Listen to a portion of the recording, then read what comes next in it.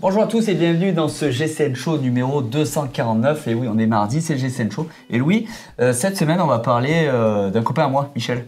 Ah, le fameux. Ouais, salut Michel. Il a changé son vélo et je pense qu'il n'a pas pris la bonne taille parce qu'il a une étude posturale qui date d'il y a quelques années. Allez, on va voir ça. Eh ben, félicitations Michel, ça fait toujours plaisir d'avoir un nouveau vélo, surtout que je me suis laissé dire que c'était un beau vélo. Mais alors, quand tu dis quelques années, vas-y, je m'attends au pire, ça fait quoi quelques années? Écoute, je te montre ça. Déjà, Allez. il m'a envoyé la vidéo. Ouais. Le message, hein, Michel, 65 ans, Yo Max, mate le nouveau bike. Voilà. Le mec est branché. Il a le flex, quoi. Nouveau vélo, hop, je te le montre. Ouais. Ça fait un beau changement quand même. Donc, il est passé d'un Cannondale Synapse de 13 ans d'âge à un SL8 S-Works de l'année. Ma foi, belle carrière pour le Synapse et il devrait se régaler avec son nouveau Et vélo. là où j'ai une question à te poser parce que je n'ai pas la réponse, Vas-y. c'est qu'il m'a dit, écoute, c'est facile, pour la taille du vélo, j'ai repris les cotes de mon étude posturale que j'ai fait il y a quelques années et j'ai remis exactement le même. Et d'ailleurs, c'est étonnant parce que chez SP, du coup, pour avoir la même taille que mon Cannondale, eh ben, j'ai augmenté la taille du cadre parce que du coup, je suis passé en 58. Et là, je me suis dit, mince, moi, personnellement, quand j'ai changé de vélo, j'ai changé de marque de vélo, que je suis arrivé chez GCN avec les Canyon, du coup, en mettant mes mesures sur le site internet, j'ai changé de taille. Ma taille historique était médium, comme Maxime, tu vois, mes initiales. Ouais, ça. Et je suis passé en small. Comme comme ton nouveau vélo. Voilà. Oui. Du coup, je me suis dit, mais mince, qui c'est qui a raison? C'est moi de suivre ce que me donne le fabricant comme indication par rapport à ma taille? Ou est-ce que c'est Michel, parce qu'il est bien sur son vélo et que toute sa vie, il gardera les mêmes cotes? Toi, t'en es où? Toi, tu as déjà fait des études posturales, tu t'es renseigné, tu as fait des études là-dessus. Qu'en est-il vraiment? Oui, alors moi j'ai fait des études posturales en tant que cycliste et en tant que, disons, posturologue. Donc c'est un problème sur lequel on est souvent confronté. Alors, j'ai fait la même chose que toi en passant sur Canyon. C'est des cadres qui sont relativement longs, un petit peu plus longs et un petit peu plus hauts que la moyenne. En fait, quand on parle des géométries, on parle de la longueur, donc tout simplement la longueur principalement entre le boîtier de pédalier et la potence, mais si on veut simplifier, la longueur du tube horizontal, le tube du dessus, et la hauteur, c'est-à-dire tout simplement la taille du tube de selle, donc là où vient, comme son nom l'indique, s'emmancher la tige et donc la selle. Donc la longueur et la hauteur. Et j'ai fait la même chose que toi en passant sur Canyon. J'avais tendance à prendre des 56 et donc des L plutôt, et donc sur Canyon je suis repassé sur des médiums comme Maxime, si j'ai bien retenu ma leçon. Là où je veux en venir, c'est qu'en fait c'est pas surprenant quand on change de marque. C'est pas surprenant de devoir changer de taille parce que toutes les tailles, toutes les marques ne comptent pas exactement pareil, pas au même endroit, où certaines vont avoir une distance assez longue entre le boîtier de pédalier et la potence, mais assez courte à l'arrière du boîtier de pédalier, d'autres ça va être l'inverse. Bref, c'est normal quand on change de marque de vélo de vérifier à quelle taille correspond la géométrie. Pour ça, on a tout simplement la fiche de code de géométrie qui est donnée avec chaque fiche de vélo. Le plus simple étant de demander au vélociste si on va en magasin. Donc de ce côté-là, je suis pas surpris, c'est pas étonnant. Mais là où je me pose la question, c'est que son étude posturale qu'il a fait donc il y a 13 ans pour l'achat de son ancien vélo avait des standards de l'époque, des géométries de l'époque, des positions de cyclistes de l'époque.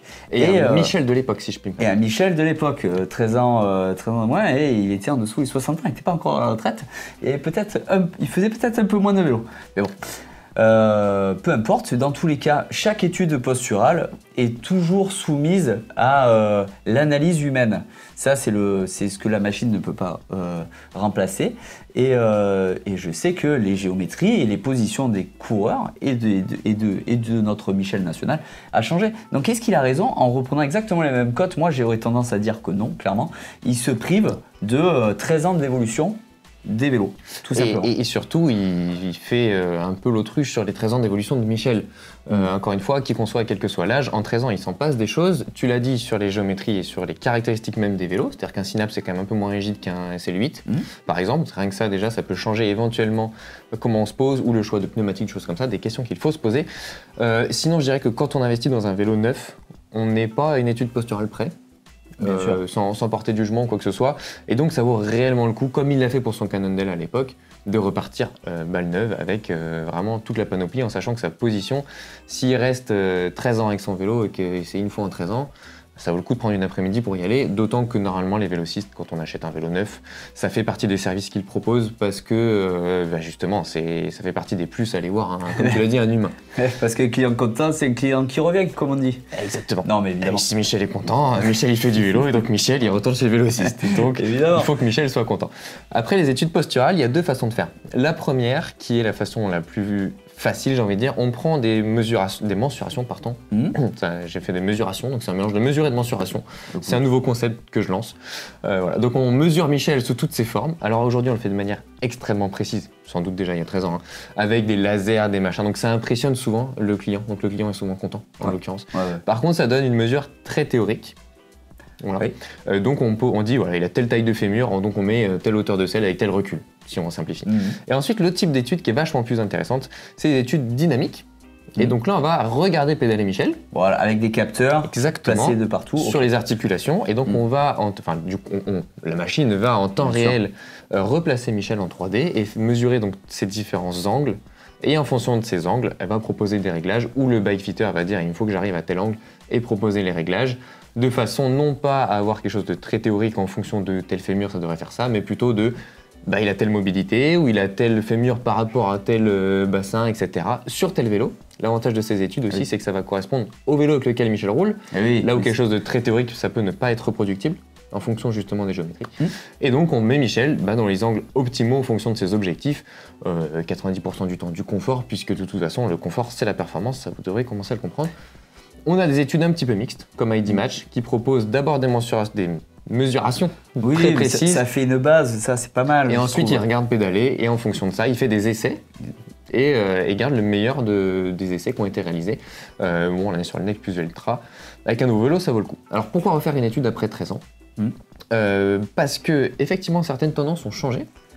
Et la plupart de ces tendances changent en fonction de l'évolution des matériels. On parle beaucoup de la taille des manivelles par exemple, on pourrait parler de l'évolution des selles. L'offre s'est considérablement élargie et donc potentiellement voir une assise plus sympa. Les géométries ont changé. Les géométries des guidons, la position des cocottes. La position des cocottes entre un vélo d'il y a une vingtaine d'années, voire même une dizaine d'années, et maintenant, c'est plus du tout la même ergonomie. Je pense au fameux Pantani de mon père avec les cocottes Campagnolo qui permettaient de conduire comme ça.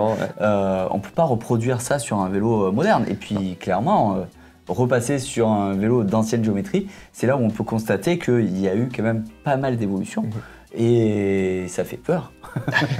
Je sais pas si ça fait peur, ça peut aussi exciter de voir ce qu'il y a de nouveau, mais autre chose, et ça peut être un point négatif de l'évolution, parce qu'il y en a, on est sur des choses beaucoup plus intégrées, notamment des centres combos, qui ne permettent pas toujours de reproduire exactement la même chose ou de changer facilement. Et quand on a une fiche de cote un peu bête et méchante prise par quelqu'un d'autre il y a 13 ans et qu'on doit la reproduire sur un cintre, sur un vélo tout neuf, tout différent avec un cintre combo, c'est extrêmement difficile. Et surtout, et c'est le point central, Michel en 13 ans, tu l'as dit, il n'a plus la même pratique, il n'a plus le même âge, il n'a pas le même matériel, donc forcément c'est quasiment impossible, ne serait-ce que de reproduire la position. Mais de toute façon, lui ne supportera peut-être pas la même position, il s'est peut-être musclé différemment, ou il a peut-être perdu du muscle différemment, il a peut-être pas une prothèse de hanche, je vais dans des extrêmes, mais il a peut-être perdu en mobilité, ou gagné en mobilité, comme tu l'as dit. Il avait rien demandé, Michel. Tu lui as pété la hanche. Il avait rien demandé. Mais voilà, non, une fois en 13 ans, c'est pas assez. Et de toute façon, l'occasion de changer de vélo, c'est clairement l'occasion de repartir. Mais si on ne change pas de vélo, est-ce que ça vaut le coup de faire une étude posturale, admettons, tous les 5 ans? J'avais deux en tête, moi, tu vois, mais en tout cas, si on veut se fixer déjà, je pense qu'à chaque changement notable de matériel, on l'a dit, et sinon, à chaque changement notable dans sa pratique, c'est-à-dire, comme tu l'as dit, il passe à la retraite, il peut rouler 3 fois plus, peut-être qu'il va plus avoir les mêmes, peut-être qu'il va devenir plus capable d'absorber certaines choses, donc il va pouvoir aller sur d'autres objectifs ou pousser un petit peu la démarche, puisqu'il va passer plus de temps sur son vélo, ça va aussi prendre plus d'importance.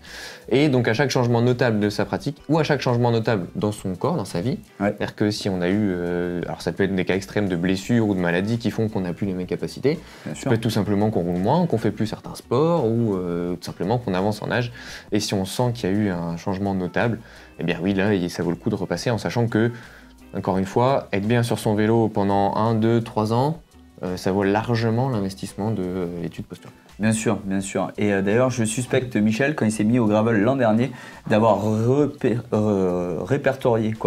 remis les mêmes cotes sur son vélo de gravel que son étude posturale de vélo de route il y a 13 ans. Ce qu'il a, par contre, ça j'en suis certain, c'est pas bon. Et toi qui connais bien le gravel, ah bah c'est pas du tout la même route position, donc et puis de même, hein, on parlait de géométrie, les colonnes de direction plus hautes, ça change énormément de choses. On n'a pas forcément toutes les facilités et capacités techniques sur le vélo pour changer les côtes. Donc voilà, c'est intéressant. Dites-nous vous en commentaire si l'évolution des vélos vous a fait changer de taille aussi ces dernières années. Moi oui. Toi, moyen. Aussi, un petit peu aussi l'évolution des tendances. Alors moi, notamment l'aéro, voilà, forcément. Mais pas que. Si avant, on se disait, je prends une taille plus petite pour un vélo plus léger. Ça, c'est des choses qu'on retrouve beaucoup moins aujourd'hui parce que les vélos sont déjà très légers et parce que les 100 grammes gagnés sur un cadre, en fait, ça vaut que dalle par rapport à une bonne position. Bon, écoute, c'est plutôt pas mal. On va passer maintenant à la planète vélo et aux nouveautés de la semaine. Et Michel, prends soin de toi et fais attention à ta hanche. Alors, qu'est-ce que tu nous as trouvé comme nouveauté, Max? J'ai ouï dire que tu avais trouvé des petites pépites. Ah c'est facile, hein. J'ai trouvé mon nouveau vélo chez Canyon qui vient de sortir la semaine dernière. Ils ont dévoilé l'évolution du nouveau Canyon Ultimate et l'évolution aussi du nouveau Canyon Endurace. Bon, du coup, moi j'ai commandé le nouvel Ultimate parce que maintenant ils ont changé le cockpit, le poste de pilotage, on va dire, l'ensemble potence guidon intégré pour pouvoir y installer des prolongateurs, exactement comme ils avaient fait sur l'aérode que tu utilises. Ils ont aussi repris le système de clé unique de Torx de 25 pour toutes les vis du vélo. Donc avec une clé qui sert de clé de fixation de serrage de roue, on peut modifier tous les réglages. C'est vraiment excellent. C'est pratique. Après presque un an d'utilisation de l'aérode, qui a été le premier vélo à utiliser cette technologie, en tout cas cette astuce chez Canyon, c'est clairement un game changer, comme ils disent, un changement de jeu, comme on dirait en français. Franchement, c'est super pratique quand on part en voyage. Alors, on prend souvent quelques outils pour les grosses maintenances, mais du coup, moi, juste avec ma clé de roue, je peux monter et démonter mon vélo intégralement, ce qui facilite pas mal la maintenance. Et quand tu pars rouler, en fait, tu as toujours la seule clé dont tu as besoin avec toi, forcément. Ouais. Et donc, c'est quand même très pratique. Écoute, c'est des petites évolutions, mais je pense que ça va répondre à une belle clairement. Une belle demande, quoi. Une belle demande des utilisateurs. Des utilisateurs. Autre nouvelle aussi cette semaine, j'ai vu un certain Mathieu Van Der Poel. C'est qui? Un mec qui gagne 2-3 classiques. Ok.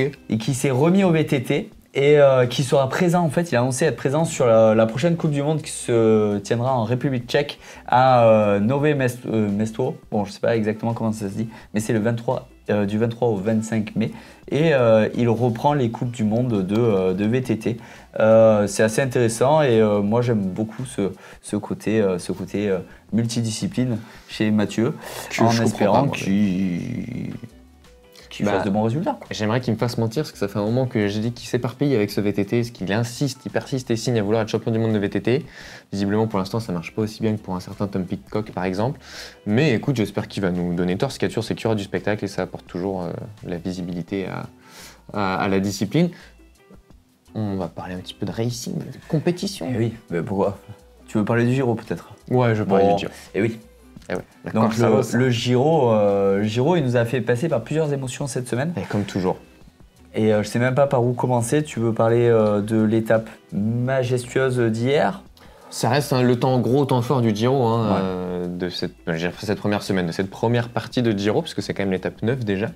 Avec, alors j'ai envie de dire le retour, et d'un autre côté, il fait une saison remarquable en étant très peu descendu des podiums, un certain Wout van Aert, alors l'adversaire historique, si je puis dire, de Mathieu Van Der Poel, mais qui, cette saison, avait une image de grand perdant, et pour le coup d'éternel second, qui devrait mieux scier à son rival hollandais, pour le coup. Mais en fait, pas du tout, parce que c'est remarquable, parce qu'il fait des podiums et des top 5 dans toutes les plus grandes courses depuis le début de l'année.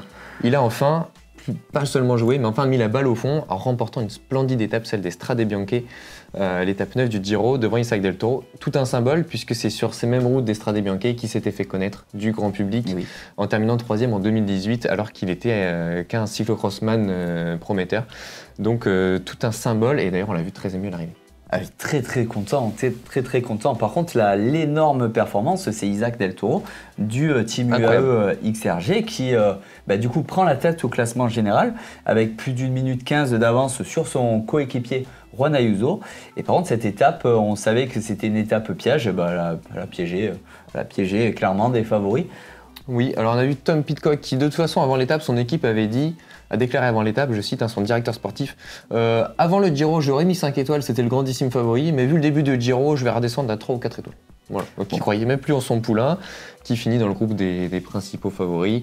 Mais effectivement, on l'attendait peut-être un petit peu mieux. On a vu Ineos, par contre, dynamiter la course de très loin, et il s'en est fallu de très peu pour qu'Egan Bernal fasse un gros coup. Et finalement, il s'est un petit peu fait contrer par Del Toro, qui était de toute façon excessivement fort. C'est très fort. Sur cette étape. Ouais, parce que Van Aert était vraiment... rupteur, c'est même pas le bon mot, il était vraiment à 1000% dans la roue. Il a même pas roulé dans le final. Isaac a eu le feu vert, ou le feu rose pour aller chercher le maillot de leader. Et Van Aert a attendu son heure. Un final de toute beauté. Et voilà, Del Toro très fort. Ayuso, victime de chute. Il s'est fait poser des points au genou et il est assez inquiet sur la suite. Ah ouais. Puisqu'il a déclaré des mois d'entraînement peuvent tomber à l'eau en une seule journée. Défaitiste, aujourd'hui hier c'était une journée de repos et du coup il va peut-être se refaire la cerise, on espère, en tout cas pour lui, parce que aujourd'hui pour le coup mardi, un chrono décisif, en tout cas important, les attend, donc il faudra répondre présent. Le lendemain de journée de repos, c'est pas toujours facile.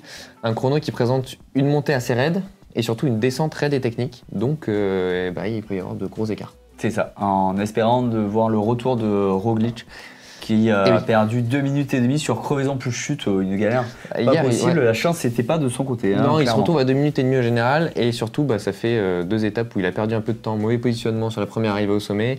L'étape des gravels, du coup, comme tu l'as dit, chute et crevaison.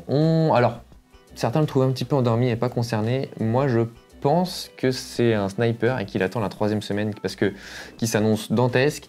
Et qu'à mon avis, il ronge un peu son frein, il est un peu sur la retenue, mais pour mieux les dégommer en 3e semaine. Moi, je crois en ça pour Roglic. On verra. Cette 2e semaine, ou ce milieu de Giro, s'annonce un petit peu bizarre. Parce qu'hormis ce chrono, on a l'impression qu'il n'y a pas d'étape très décisive, mais il n'y a pas d'étape très simple non plus. Donc on ne sait pas trop à quoi s'attendre, avec par exemple une étape lendemain de chrono avec le Colle San Pellegrino, mais posé en plein milieu de l'étape avant un final beaucoup plus facile, donc on ne sait pas trop quoi en faire, parce que c'est un gros col, mais on ne peut pas en faire grand chose. Et il y a pas mal d'étapes dans ce goût-là sur cette 2e partie de Giro. Donc à voir, c'est aussi propice peut-être aux grandes échappées dont Egan Bernal a déjà fait son sel par le passé. Non, après peut-être qu'ils ont fait une semaine un peu plus où ils assurent un peu plus les conditions météo, parce que clairement sur la première semaine on a eu aussi un fait notable des conditions météo exécrables avec des courses arrêtées pour attendre que la pluie passe, machin. Et aussi à cause de manifestants, ça c'était moins drôle. Manifestants, une chèvre aussi. Il y a eu quand même pas mal de rebondissements, mais dans tous les cas, Giro, quoi. En espérant que la météo ne vienne pas gâcher la fête de ce Giro, comme souvent, j'ai envie de dire. Donc, c'est vrai. Donc on va voir tout ça. Un petit point sur les Frenchies avant de passer à la suite.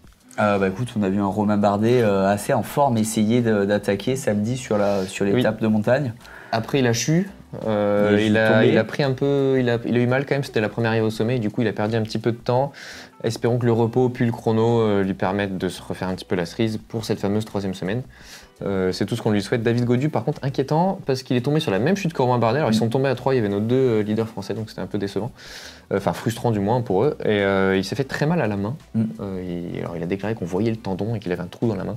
Ce qui est sûr, c'est que c'est pas l'idéal pour manier son vélo avec aisance. C'est ça, et forcer comme il doit le faire. J'ai une petite stat aussi, si tu veux. Et après, on vous laisse tranquille avec le Giro. Donne-moi ta stat. Ouais, alors ça va te parler. Est-ce que toi qui essayes de battre les 10 000 calories en ride, alors en vidéo, parce que dans la vraie vie, tu y arrives, puisque de toute façon, tu t'arrêtes pas. En vidéo, j'arrive pas. Mais en vidéo, flemme pas.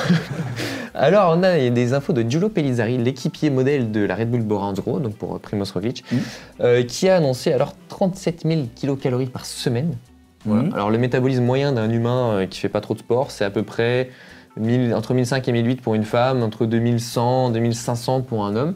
Lui, il a par jour, donc x 7, je vous laisse faire le calcul. C'est ça, moi j'aurais dit un poil moins, mais oui. Bon. C'est le métabolisme de base, tu rajoutes un petit peu d'activité, ça va assez vite. Et là, on a 37 000 kilocalories par semaine, c'est énorme. Avec une journée pic à 6900 kilocalories, donc là, c'est à peu près 3 fois plus que quelqu'un de sa morphologie normale. Beaucoup. Et une journée minimum à 3500, donc ça, c'est une journée un peu tranquille. 3500, c'est pas énorme. Hein. Non, 3500, c'est tranquille. Par contre, 7000 par jour, ça, c'est beaucoup. Et autant te dire qu'il faut manger derrière pour refaire les stocks. Ça, c'est le côté positif. J'ai envie de te dire. Surtout quand t'es en Italie. Je le sais bien. Mais bon, avec le risotto et les pâtes, ils vont se régaler. Ah bah c'est l'avantage en Italie. Alors moi, pendant ce temps, j'ai regardé les 4 jours de Dunkerque Oui, toujours une avec très belle épreuve. la Groupama FDJ et Lewis Haskier, le Britannique, jeune Britannique, qui en une semaine, il a quand même mis 2 victoires d'étape. Une première sur les boucles de l'Olne, le week-end précédent. Et là, sur les 4 jours de Dunkerque, il a remporté une 2e victoire. Sachant qu'il finit quand même à la 2e place au général, derrière Samuel Watson de chez Ineos Grenadier, à 23 ans. C'était une course vraiment qui a mis en avant les jeunes et c'est plutôt pas mal et intéressant. C'est une invasion anglaise. Une invasion anglaise. Oui, écoute, Dunkerque en même temps. Ouais. Ils connaissent leur route. C'est Axel Zingler qui a gagné la première étape avant malheureusement d'abandonner sur chute sur l'étape de Kassel. Bon, pas de chance pour lui. Non, est-ce que tu as eu des infos toi sur le Tour du Pays Basque féminin? Bien sûr. Je sais que t'es... Et on change pas une équipe qui gagne, et c'est qu'à de dire, on change un petit peu l'équipe, mais on change pas qui gagne, puisque FDJ Suez, et surtout la personne de Demi Vollering, a remporté le Tour du Pays Basque avec la victoire sur l'étape Rennes où il y avait le Reiskibel, puis évidemment la victoire au classement général. Les filles de l'FDJ sont faites discrète, en tout cas dans les résultats. Notamment, Demi a eu des crevaisons, des chutes et on a eu des attaques, mais avant la diffusion télé, donc on ne voyait pas trop. Okay. Ensuite, en général, c'était attaque de la FDJ Suez, problème mécanique et on finit comme on peut. Et le 3e jour, ils ont remis les pendules à l'heure, l'église au centre du village. À noter quand même les 2 victoires d'étape de Micha Bredevol, avant ça. Monstrueuse d'ailleurs. L'abandon d'Anna van der Breggen sur chute, ça c'est pas drôle. Ça j'ai vu. Là c'est le retour aux affaires, jusque là son retour sur le vélo après 2 ans d'absence s'était bien passé. Bon là elle va goûter au mauvais côté malheureusement, donc je souhaite le meilleur bien sûr. Et Demi qui gagne le classement général, mais surtout elle nous gratifie d'une performance majestueuse, magistrale. Puisque sur l'étape du Reiskibel, elle a mis 6,4, je vérifie pour être sûr de ne pas dire de bêtises, 6,4 watts par kilo sur 10 minutes. C'est beaucoup. C'est beaucoup, On a fait les calculs, c'est beaucoup. On a fait le calcul, moi j'ai voulu faire le calcul, savoir où j'en étais, mais clairement j'en suis loin. Ouais, il te fallait presque 400 watts pour... Voilà, presque 400 watts, sachant que ma FTP est en dessous des 300. Et que je m'entraîne régulièrement, hein, en plus. Oui, non, toi tu dois pouvoir y arriver par contre. Oui. Oui, je dois pouvoir y arriver, mais pas là, il faut que je m'échauffe quand même. Il faut que je m'échauffe, que je m'entraîne et que je sois tranquille la veille et pas à la demande quoi. Mais je te rappelle qu'elle t'avait bien massacré sur le tournoi. 4 minutes elle m'avait mis. Voilà. On remet les choses. Retourne le couteau dans la plaie. Par contre, niveau début de saison de Demi Vollering, elle fait quand même un excellent début de saison avec du coup l'équipe française FDJ parce que c'est 8 victoires. Une place de numéro 1 au classement général par points de l'UCI et à voir si elle continue sur cette lancée toute l'année parce que ça s'annonce un Tour de France somptueux. Tu nous teases, tu commences à devenir un média traditionnel. J'ai clairement hâte de voir si elle va faire une année de haute volée. De haute Vollering. Exactement. Écoute, on n'en est pas loin. Alors, malgré une campagne ardennaise décevante avec seulement une 2e place à la Flèche Wallonne et une 3e à l'Alpe-Bastogne-Liège, donc ça c'est la déception chez Demi Vollering. Elle est tout simplement invaincue sur les courses par étapes. Voilà. Si ça peut te rassurer pour le Tour de France, et surtout elle a 8 victoires en 21 jours de course, donc ça fait presque 40% de gagne. Bon, on vous passe les places d'honneur. C'est plutôt correct. Bon, écoute, pour le reste de la semaine, on n'oublie pas le GCN Ride sur Zwift, parce que étant donné les conditions météo qu'on va avoir cette semaine partout en France, je pense qu'on sera nombreux mercredi soir à 19h30 avec un présentateur GCN. Et puis sinon, on vous dit à mardi prochain sur GCN en français pour le prochain show. Allez, ciao.